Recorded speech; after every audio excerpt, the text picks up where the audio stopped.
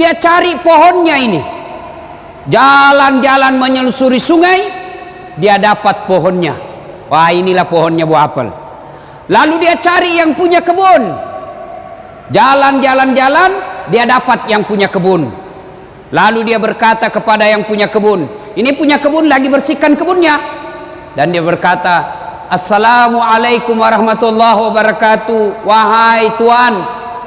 Balik ini yang punya kebun, Waalaikumsalam warahmatullahi wabarakatuh. Tuan, kata Malik bin Ibrahim, ada apa? Saya dapat buah di sungai, saya sudah makan setengah, dan saya ternyata tidak minta izin sama tuan. Mohon maaf tuan, saya sudah terlanjur makan yang setengah, tolong halalkan yang setengah lagi, saya kembalikan ini yang setengah. Kata yang punya kebun, enak betul kau. Kau sudah makan setengah, kau kasih saya sisamu. Tidak mau saya maafkan kau. Tuan, maafkanlah saya. Dia bilang yang punya kebun, baiklah, saya maafkan kamu dengan catatan nikahi anak gadisku. Kalau bahasa Bugis, wak dampange ko tapi pubene anakku. Langsung dia bilang ini cowok Malik bin Hilal, alhamdulillah dapat gadis. Tapi dia bilang ini orang yang punya kebun, jangan kau terlalu cepat senang bos. Ini anakku tuli, bisu, buta, lumpuh. Anak gadisku tuli, buta, bisu, lumpuh. Dia bayangkan anakmu, apa enaknya? Dia bilang, ya terserah, kau mau saya halalkan yang kau sudah makan, nikahi anakku.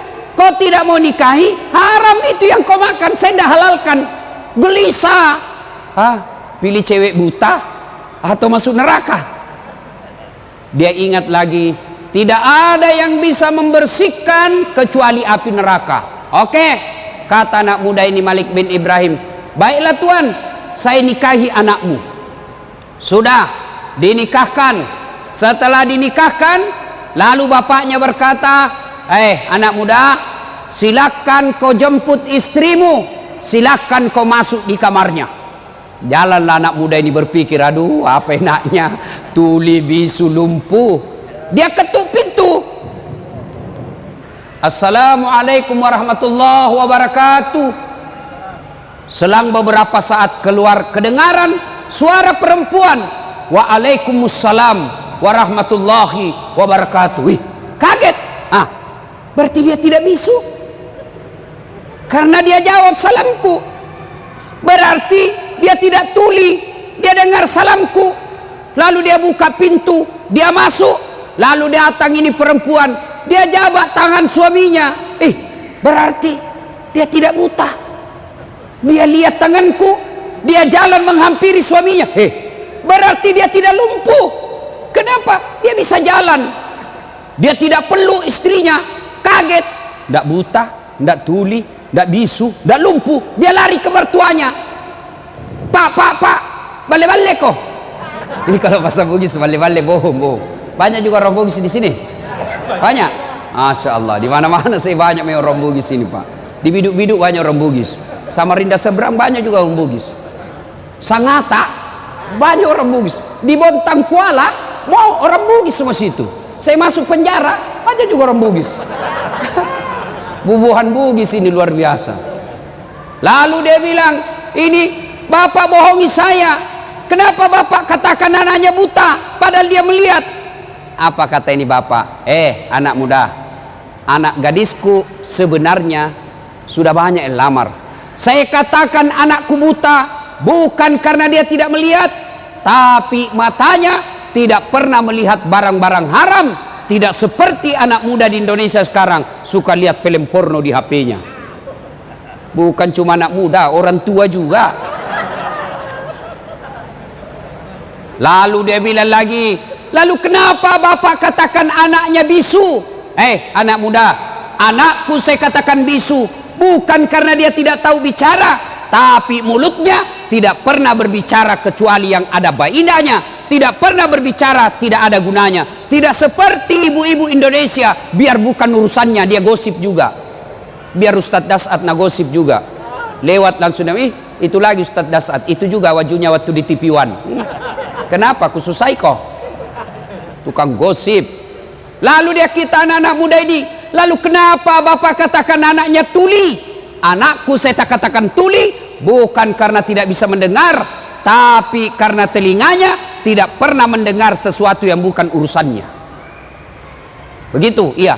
Lalu kenapa bapak katakan anaknya lumpuh? Anakku saya katakan lumpuh bukan karena dia tidak bisa berjalan, tapi karena kakinya tidak pernah melangkah kecuali langkah-langkah fisabilillah. Tidak pernah pergi tempat biliar, tidak pernah pergi tempat main karaoke, tidak pernah pergi tempat sabung ayam. Kakinya selalu dia pakai berjamaah di masjid. Wah, kata anak muda, berarti bagus sekali tuh anakmu pak. Dia bilang, iyo, ini anak gadisku banyak dia lamari, tapi tidak ada yang lulus. Lalu kenapa bapak pilih saya? Saya pilih kamu karena saya yakin pasti kau orang baik. Buah saja yang nyata-nyata sudah jatuh, yang semua orang pasti halalkan, kau masih takut. Berarti dalam perutmu, dalam darah dagingmu tidak ada barang haram mengalir dalam dirimu. Kamu pasti orang baik. Sudah anak muda, jangan banyak bicara, masuk kau capai istrimu. Masuklah dia di dalam istrinya, dia peluk, dia cium. Lalu apa kemudian yang terjadi? Silahkan bapak sendiri bayangkan. Nah, 1 tahun kemudian lahir anaknya ini, Malik bin Ibrahim. Lahir anaknya Malik bin Ibrahim, lalu dia kasihlah nama anaknya Abu Hanifah. Apa tahu kan siapa Abu Hanifah? Abu Hanifah adalah salah satu imam mazhab yang sampai detik ini masih dipakai ilmu-ilmunya, masih dipakai fatwa-fatwanya. Bukan cuma di Indonesia, seluruh umat Islam di dunia memakai ilmunya. Hebat Abu Hanifah. Kenapa? Karena bapaknya terpelihara dari makanan dan minuman yang haram. Inti ceramah kita ini, bapak mau punya anak seperti Abu Hanifah, meskipun bapaknya sudah meninggal, ilmu-ilmu anaknya dipakai sampai detik ini, maka disebut amal jariah. Meskipun dagingnya sudah hancur, meskipun tinggal tulang belulang, tinggal tengkorak, tapi amal-amalnya tetap mengalir. Kenapa? Karena dia punya anak yang bagus ilmunya. Kenapa? Karena bapaknya tidak pernah memakan dan meminum serangan fajar.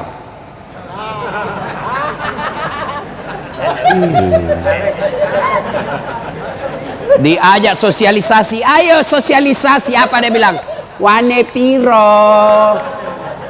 Pantas bapak berdoa 24 jam berdoa, tidak dikabulkan doanya. Kenapa? Ada serangan fajar dalam perutnya. Hati-hati pak, rusak. Negara kita hancur gara-gara apa? Bapak memeras caleg. Caleg mau baik-baik, kita lagi yang peras. Bayangkan pak, ada yang bilang habis duitku 2 miliar tidak terpilih. Apa ndak gila orang pak? Coba kalau dia pergi kawin 2 miliar bisa 10 kali pak. Nah bapak ibu saudara-saudara sekalian, bapak mau tahu ndak bagaimana nasib bapak nanti dikubur? Mau? Ibu-ibu mau tahu nasibnya ibu nanti ketika meninggal? Halo ibu, kalau ibu meninggal nanti siapa yang doakan ibu? Siapa? Suami? Pret. Baru 3 bulan kawin lagi. Ada kawan saya menunaikan ibadah haji pak, wah meninggal istrinya mendadak, bengkak matanya pak, nangis. Lalu apa dia bilang?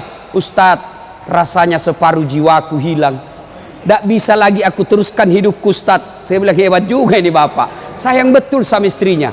Beberapa bulan kemudian saya pergi jogging lapangan Karebosi Makassar, ada lagi perempuan di sampingnya, putih, muda, tidak pakai jilbab, seksi. Saya tanya, pak siapa dia? Dia bilang istri baru Ustaz. ayo bapak-bapak, ketika bapak sudah di alam kubur, siapa yang doakan bapak? Siapa yang doakan? Istri. Kawin lagi istri kita pak. Siapa yang doakan kita? Anak. Saya tidak mau ambil contoh orang lain. Saya yang selalu saya doakan dalam sujudku, bukan saudaraku, bukan bosku, bukan rektorku. Siapa? Ibu bapak saya. Kalau bapak mau tahu nasibnya, bapak dikubur, lihat anaknya sekarang. Kalau sampai 30 malam tarawih selalu ada di masjid, bapak sudah kaya. Anaknya jam 4 pagi, 4 sore pergi main futsal, pergi main skater, pergi main bulu tangkis, pergi jogging. Tapi begitu setengah 6, buru-buru pulang ke rumahnya, lari, masuk ke kamar mandi. Kenapa? Dia buru-buru mengejar sholat maghrib berjamaah di masjid. Bapak sudah kaya meskipun 30 tahun di Samarinda ngontrak-ngontrak. Jam setengah 5 subuh, bunyi gerendel di pagar besi. Intip. Wah, Masya Allah, ternyata anak bungsunya buru-buru ke masjid sholat subuh berjamaah. Bapak sudah kaya. Mau ndak punya anak yang baik, Pak? Mau? Pasti mau. Salah satu resepnya, belajar dari kisah, jangan sentuhkan anakmu makanan dan minuman yang haram. Coba lihat anak-anak pejabat yang korup, yang menghalalkan segala cara, halal haram hantam, tidak punya rasa malu. Mobil korupsi dia pamer, rumah korupsi dia pamer. Coba lihat anaknya, 3 anaknya, 1 pengedar, 1 pengisap, 1 kawin lari di bawah bandar.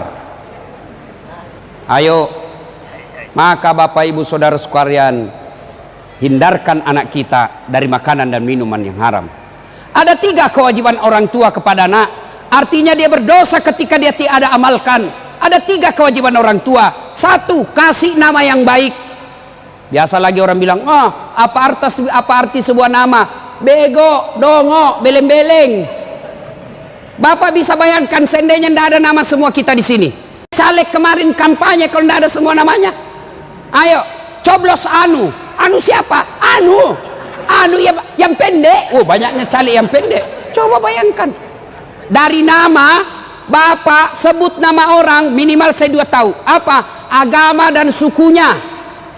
Begitu Bapak nama sebut Abdurrahman, 99% pasti Muslim. Tapi kalau disebut Bertus Titanus, pasti bukan Islam. Iya toh? 1 agama. Yang kedua, dari nama saya tahu suku. Begitu Bapak namanya sebut Ambok Dalle, tidak mungkin Madura. Pasti Bugis. Tidak mungkin Jawa. Masa Jawa Ambok Dalle? Tidak mungkin lah. Margono, iya. Sutioso, iya. Jokowi, Jawa. Tidak mungkin. Siapa orang apa? Jawa Tengah. Siapa namamu? Ambok Upe. Tidak mungkin. Nama.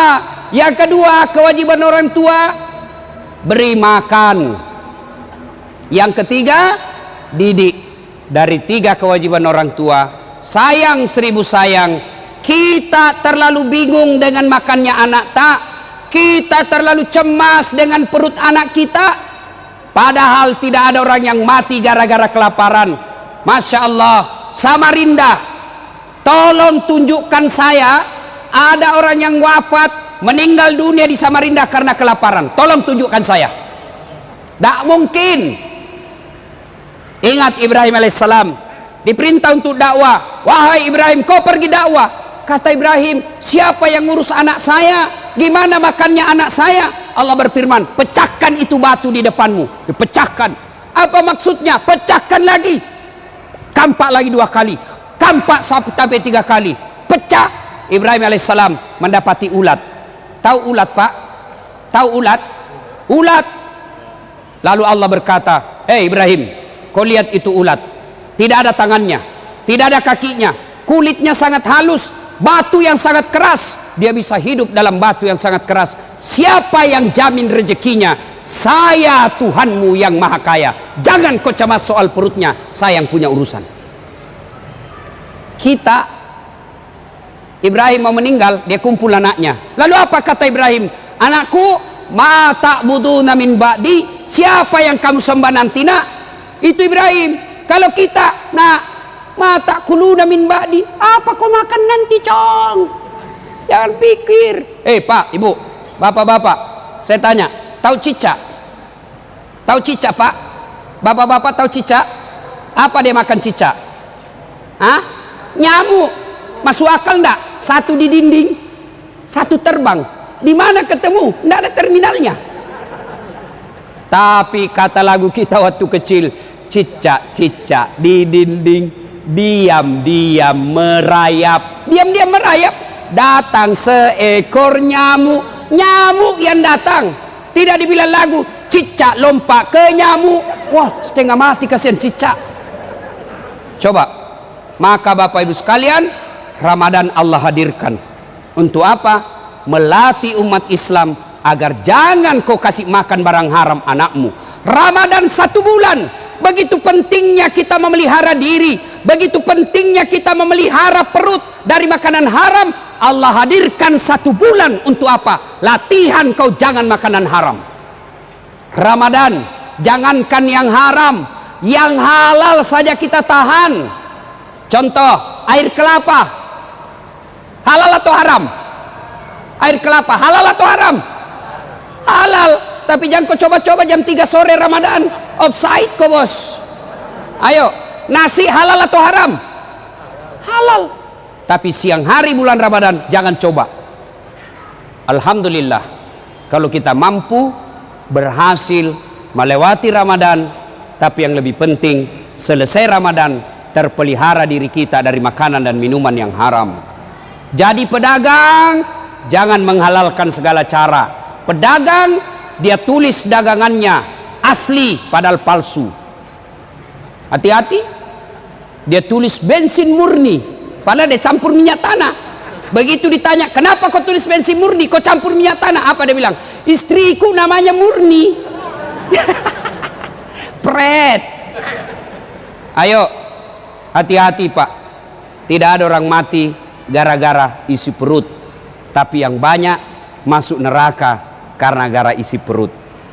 Kumpul kiri kanan, hartanya dikumpul-kumpul, menghalalkan segala cara, ternyata meninggal. Harta yang ditinggalkan diperebutkan oleh anaknya, bagus kalau untuk sedekah, tapi dia pakai berjudi dan narkoba. Pada akhirnya Rasulullah sallallahu alaihi wasallam suatu saat menuju ke satu tempat.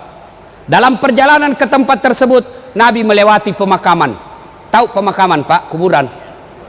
Lalu Nabi bersabda, langkahkan kakimu dengan cepat. Orang Bugis bilang, ma peri-peri kok.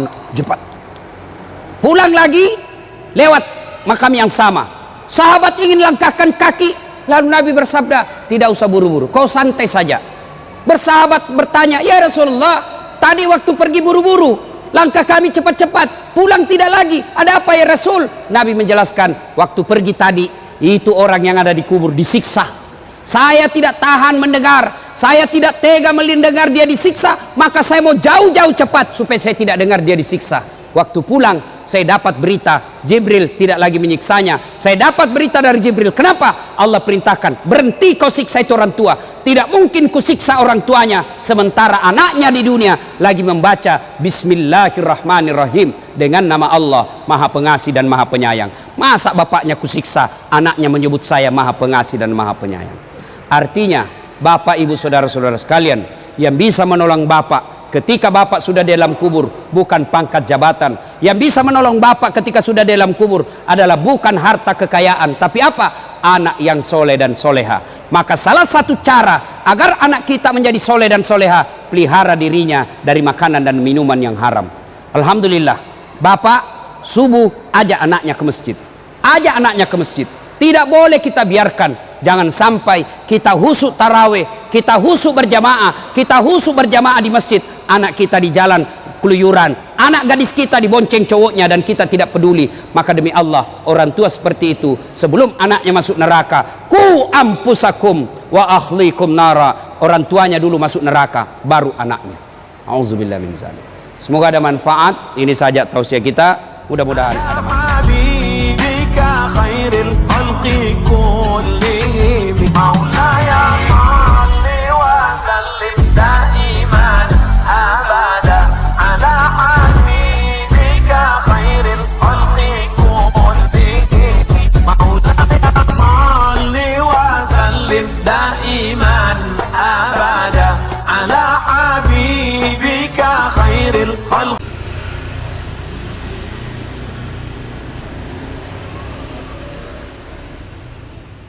Udah.